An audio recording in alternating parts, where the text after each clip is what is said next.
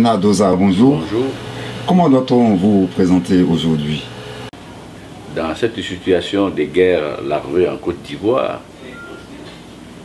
pour le moment, je vais mettre tous mes titres de côté et me présenter comme un ami à Laurent Gbagbo, parce qu'il n'a plus beaucoup d'amis aujourd'hui. Vous résidez désormais à Cotonou au Bénin. Je suis à Cotonou au Bénin depuis 2009 et j'ai quitté le Bénin le 14 février 2011 à l'appel de Laurent Gbagbo par le biais du pasteur Kouré Moïse qui l'a mandaté et qui m'a appelé précisément le 25 décembre 2010 me demandant de taire nos querelles idéologiques.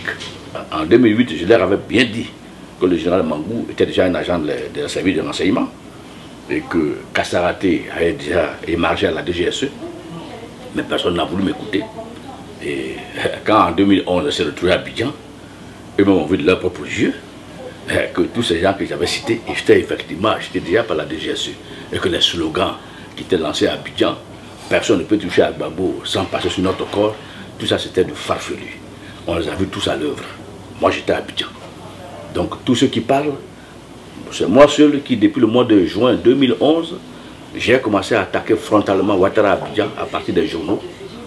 La première interview est sortie dans le journal Aujourd'hui et ensuite de suite, j'ai continué à bombarder Ouattara jusqu'au mois de mars 2012. Donc tous ceux dont on parle, on les a vus tous fuir. Ils ont quitté Abidjan bien avant le 27 mars 2011. Les frappes ont commencé le 27 mars 2011 à 19 h. J'étais à Abidjan. Donc aujourd'hui là, on parle de deux groupes. Il y a ceux qui étaient à Abidjan, Gbagbo, jusqu'à sa capture et qui sont restés à Abidjan dans la bataille de Yopougon. Et il y a ceux qui sont partis bien avant les frappes du 27 novembre, du 27 mars. Ceux qu'on a vu combattre, ce sont les jeunes gens, les commandos de marine, des jeunes étudiants qui sont portés volontaires. Dès qu'il y a eu les premières frappes, Mangou a pris ses enfants, sa famille, il s'est réfugié à l'ambassade d'Afrique du Sud. Donc il n'y avait personne pour défendre Gbagbo. Les gens parlent de comment s'appelle, du général de Boblé. Mon ami le colonel Akapia était de Boblé. Jusqu'à ce qu'on capture Gbagbo. Quand j'ai appelé Akapia, Akapia a décroché. Il dit mais je viens de voir Gbagbo là, à la télévision. Où est-ce que toi tu es? Il me dit mais non, Doza, ce que tu vois à la télévision là, tu es un grand journaliste. Ce que tu vois à la télévision, c'est une fausse image. Tu connais les Français. Le personnage qu'on présente à la télévision, c'est pas Gbagbo. Et tu es sûr de ça? Les gens viennent m'appeler de Paris pour me dire que Gbagbo, on le voit à la télévision, il est au Golf Hotel, à la Pro Ouattara. Et moi-même, je le vois là. Il dit non, c'est des fausses images. Nous, on a avec Gbagbo là. Personne ne peut arrêter Gbagbo, alors que déjà, Gbagbo était pris. Alors, il y a des gens qui parlent. Moi, je viens d'Abidjan. Quand on dit quelqu'un est mon ami, c'est quand il est en danger que tu es avec lui. C'est pas quand il mange. Je n'étais pas à Abidjan avec Gbagbo depuis 2000 pour manger. Mais quand il a vu qu'il avait le dos mûr, il a demandé à Kouré Moïse de m'appeler. Et je fais partie de ceux qui sont restés à Abidjan. Je suis sorti d'Abidjan le 26 mars 2012. Je ne suis pas sorti le 26 mars 2011. Alors, que doit-on retenir de votre position vis-à-vis du régime Ouattara? Je ne suis pas vraiment disposé à faire des commentaires sur le régime Ouattara. Pour moi, Ouattara, c'est un intermède. C'est une dictature et il faut la combattre, sincèrement. Nous avons combattu le parti unique. Moi, je suis venu, après mes études, au lieu de rentrer en Côte d'Ivoire pour prendre un poste, je suis resté ici sur les radios. J'ai commencé à combattre le parti unique sur les radios. Gbagbo m'a retrouvé sur les radios, en 83. On a combattu ensemble sur les radios, jusqu'à ce que le régime du parti unique tombe en 90. Mes cassettes sont aux mains des étudiants ivoiriens. Je ne suis pas un homme caché. On a combattu, j'ai sorti un bouquin ici, Liberté confisquée, le complot franco-africain. J'ai été suspendu d'antenne pendant 1 an à la radio Tropique FM. Ce n'est pas un matin pour dire on est ceci, on est cela. Non, il y a une histoire. Quand on dit Laurent Gbagbo, là, il y a une histoire. Laurent Gbagbo a été arrêté en 1969 dans le mouvement étudiant ivoirien, UNESI, parce qu'il s'est révolté contre le système du Boboï. Il y a une histoire. Vous voyez? Donc quand tu commences en 69, tu vois l'histoire de Laurent Gbagbo jusqu'en 1990. De 90, tu la vois jusqu'à l'an 2000. Il y a une histoire. Moi, je m'appelle Bernard Doza. Je suis rentré à la radio Tropique FM en 1983. J'ai quitté la radio Tropique FM en 2003, décembre. Donc, je ne suis pas un homme caché. J'ai dit que ce régime-là, nous allons le combattre. Ouattara a frappé le régime de Gbagbo en 2002, le 19 septembre 2002. Hein? Il est encore au pouvoir aujourd'hui. Donc, ceux qui comprennent la Côte d'Ivoire savent très bien que Ouattara, ce n'est pas quelqu'un qui va faire les élections pour qu'on aille aux élections pour qu'il soit élu. Ouattara est un homme illégal. La constitution de notre pays dit que Ouattara n'est pas ivoirien. Elle a été votée à 86% du corps électoral. En juillet 2000, elle dit que pour être candidat aux élections présidentielles, il faut être des pères et des mères ivoiriens, eux-mêmes ivoiriens de naissance. C'est ce que dit notre constitution. Pourquoi Ouattara a été candidat? Il a été candidat parce que aux accords de Pretoria, Gbagbo s'est appuyé sur l'article 48 pour écrire une dérogation permettant à Ouattara d'être candidat provisoirement. Et qu'après les élections, on va voir dans quelle mesure on peut le naturaliser. Ouattara profite donc de cette dérogation-là, fait un coup d'État et s'installe au pouvoir depuis le 11 avril. Donc il n'est pas ivoirien, il n'est pas reconnu par la constitution de Côte d'Ivoire, c'est donc un brigand. Et c'est ce que j'ai dit à Abidjan. C'est pas parce que je suis à Paris que je le dis. Je l'ai écrit à Abidjan. J'ai dit Ouattara, c'est un brigand des grands chemins, qui est entouré par l'FRC.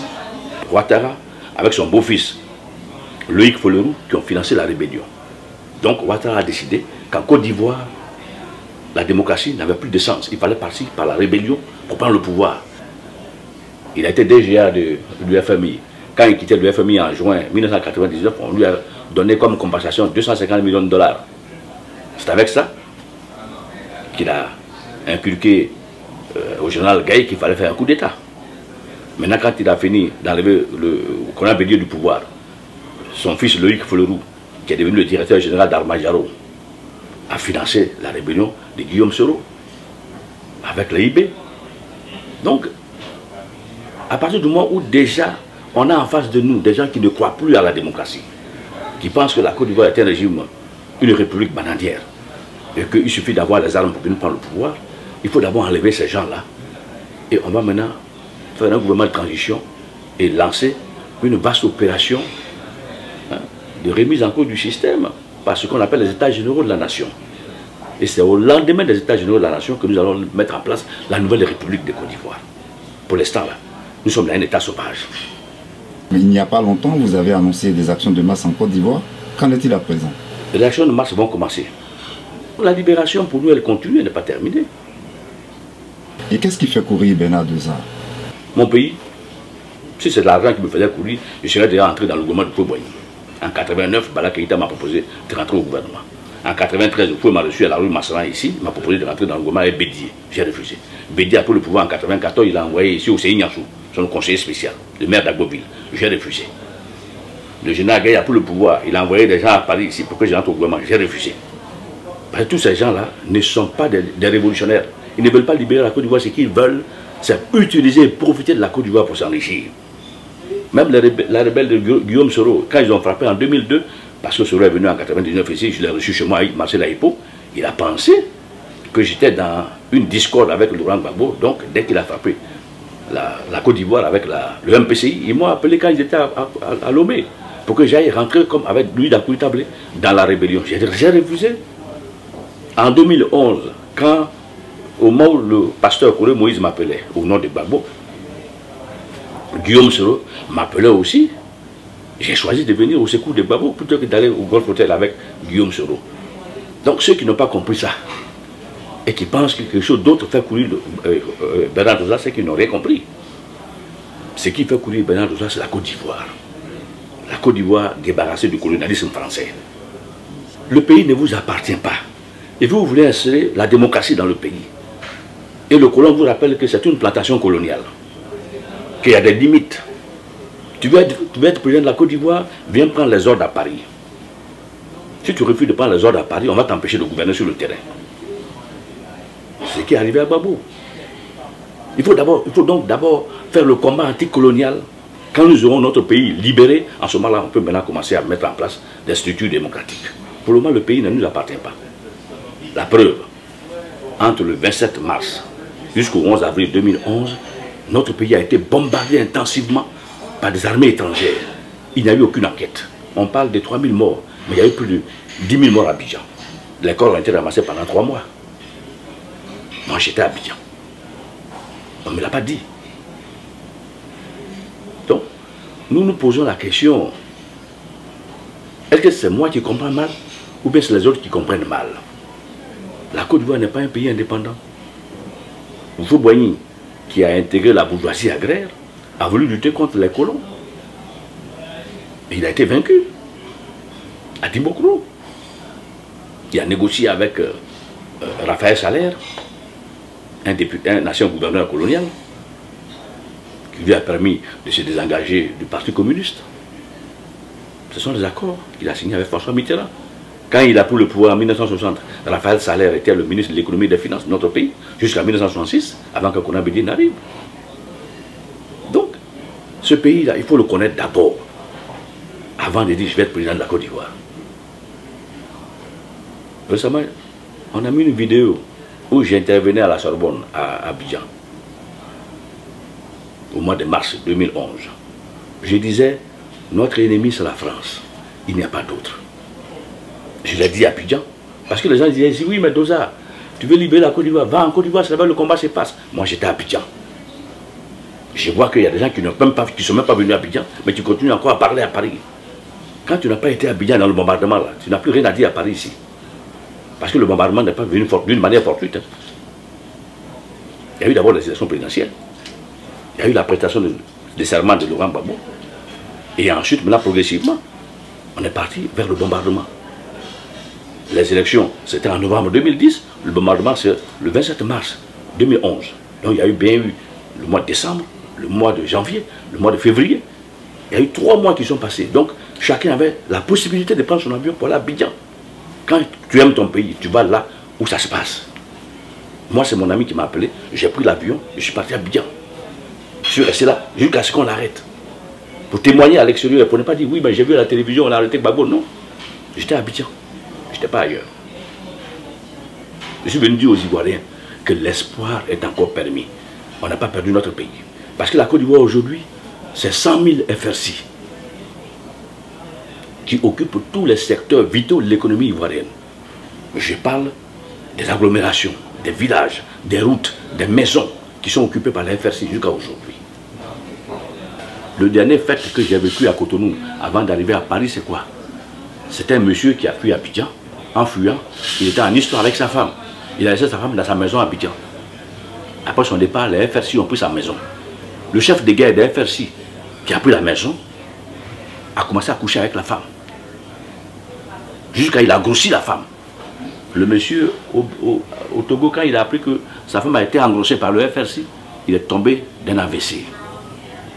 Avant que je ne quitte Cotonou, il était déjà mort. Ça, c'est le quotidien en Côte d'Ivoire aujourd'hui. Vous savez combien de morts il y a aujourd'hui en Côte d'Ivoire? Par le traumatisme, par les privations, traumatisme dû au bombardement des avions français.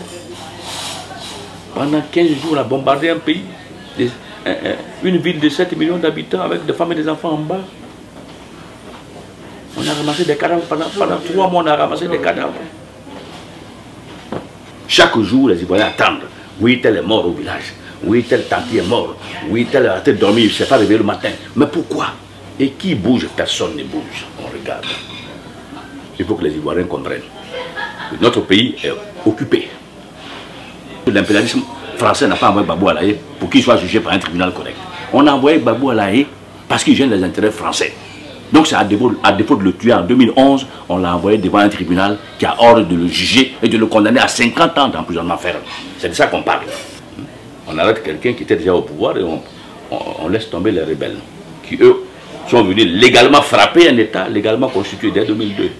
Celui qui devait être à La Haye avant Gbagbo, c'est Guillaume Soro et Alassane Ouattara, puisque c'est eux qui ont délité le combat démocratique en Côte d'Ivoire pour l'amener vers les armes. Donc logiquement, c'est eux qui devaient être à La Haye. Mais si Gbagbo est à La Haye, ça veut dire que c'est l'hôpital qui se manque de la charité. Mais la CPI soutient que les crimes de 2002 sont imprescriptibles. Qui les a rendus imprescriptibles? Elle soutient que le camp Ouattara et la rébellion seront également poursuivis. Oui, mais ça, c'est ce qu'on dit, c'est les propos qu'on tient. Mais quand quelqu'un gouverne un pays, la Constitution ne lui permet pas de gouverner le pays. Il pétine la Constitution et puis s'impose. C'est où on a vu ça? Et vous dites, oui, la rébellion qu'il a amenée pour prendre le pouvoir, là, on va le juger plus tard. Mais pour l'instant, là, c'est celui qu'on a attrapé là qui est responsable. Ça, c'est des propos des gens qui disent ce qu'ils veulent. Moi, ça ne me concerne pas. Je n'irai jamais à La Haye, parce que je pense que Gbagbo n'a pas été à La Haye. Je ne marcherai jamais à Paris pour demander la libération de Gbagbo. Non. Bernard Doza, vous avez aussi prêté vos services à certains chefs d'État africains? Oui. J'ai été conseiller de Blaise Compaoré en 1988. Pourquoi? Au lendemain de l'assassinat de Thomas Sankara le 15 octobre 1987, j'ai fait une émission à Paris sur Tropique FM consacrée au Burkina Faso. C'est à l'issue de cette émission que Guy Laberty, l'ami de Gbagbo, a pris la cassette pour aller voir Blaise Compaoré au Burkina Faso. Blaise Compaoré, ayant écouté la cassette, a demandé à Guy Laberty de me faire partir au Burkina Faso. Voilà comment je suis parti au Burkina Faso. Et je suis devenu conseiller de Blaise Compaoré. Mais pourquoi faire? Au moment où Laurent Gbagbo était en exil ici, nous avions un seul problème, le financement. On n'avait personne pour nous financer contre le grand Houphouët-Boigny. Guy Laberty a donc convaincu Compaoré de financer le FPI. C'est donc Guy Laberty qui donnait 20 millions de francs. C'est donc Blaise Compaoré qui donnait 20 millions de francs CFA, parce que j'étais conseiller là-bas. Il donnait 20 millions de francs CFA à partir du mois de janvier 89 au FPI de Laurent Gbagbo. C'était là les débats que nous avons eus, les concertations que nous avons eues. Donc Blaise Compaoré a financé le FPI de 1989 jusqu'à l'an 2000. Quelle était la contrepartie? La contrepartie que Gbagbo a acceptée était que quand il prend le pouvoir, il fallait qu'on permette à Blaise Compaoré d'avoir accès au port d'Abidjan par le biais du port de San Pedro. Qu'on naturalise les 3 millions de Burkinabés en Côte d'Ivoire. Parce que Blaise Compaoré en avait peur.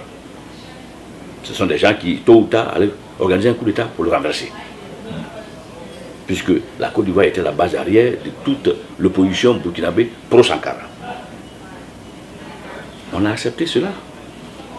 Quand Gbagbo a pris le pouvoir l'an 2000, Blaise Compaoré a envoyé quelqu'un à Abidjan. Gbagbo a dit oui, je reconnais que Blaise Compaoré m'a financé, mais ce n'est pas une raison pour que je vende la Côte d'Ivoire. Voilà pourquoi Blaise Compaoré a financé la rébellion, a laissé les rebelles ivoiriens partir au Burkina s'entraîner pour venir renverser Laurent Gbagbo. Je pense que les Ivoiriens ont besoin aujourd'hui juste d'un certain nombre d'informations pour comprendre, au lieu de condamner les gens en étant assis dans les salons, pour voir qui fait quoi.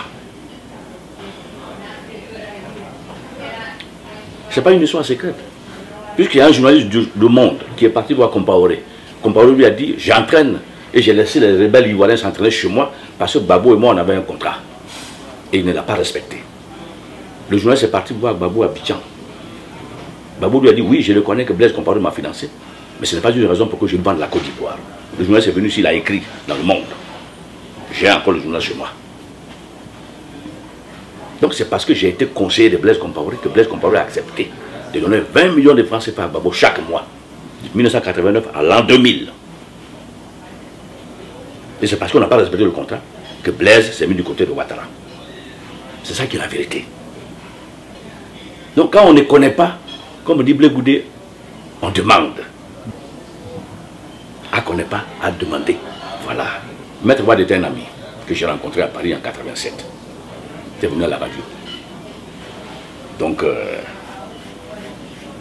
dans la discussion qu'on a eue, il m'a convaincu que bon, il n'y avait pas de démocratie au Sénégal. Donc je l'ai accompagné. On est parti au congrès du PDS en décembre 87. En février 88, je l'ai accompagné pour les élections.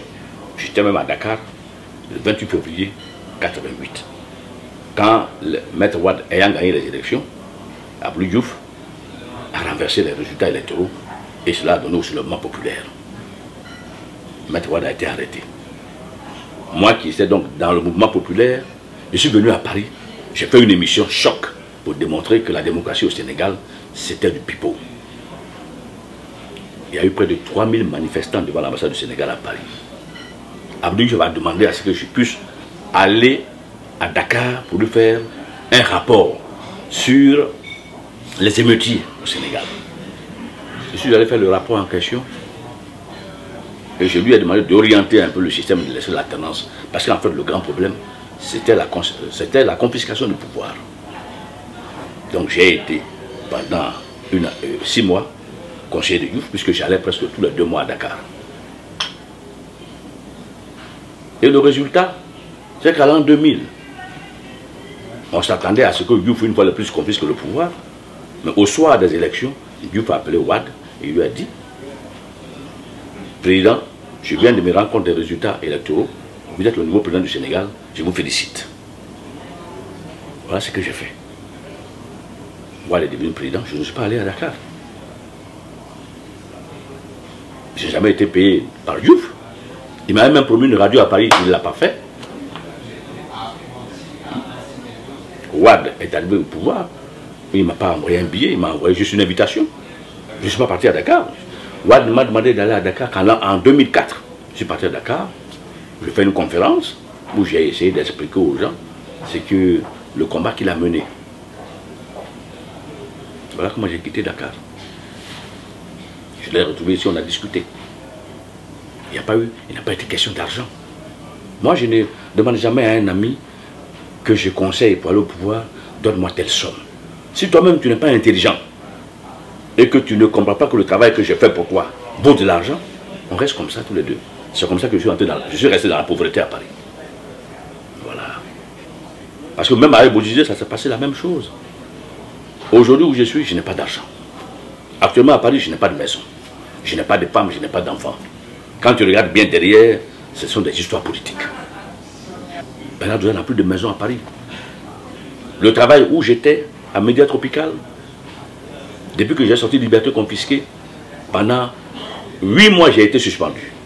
Quand je suis rentré à Média Tropical, mon salaire, qui était à 7500 francs français, au moment où j'ai entré à Média Tropical, on était déjà dans l'euro. Média Tropical m'a modifié le contrat en me disant que désormais je devenais un journaliste à temps partiel. Donc j'avais combien par mois? J'avais à peine 800 € par mois.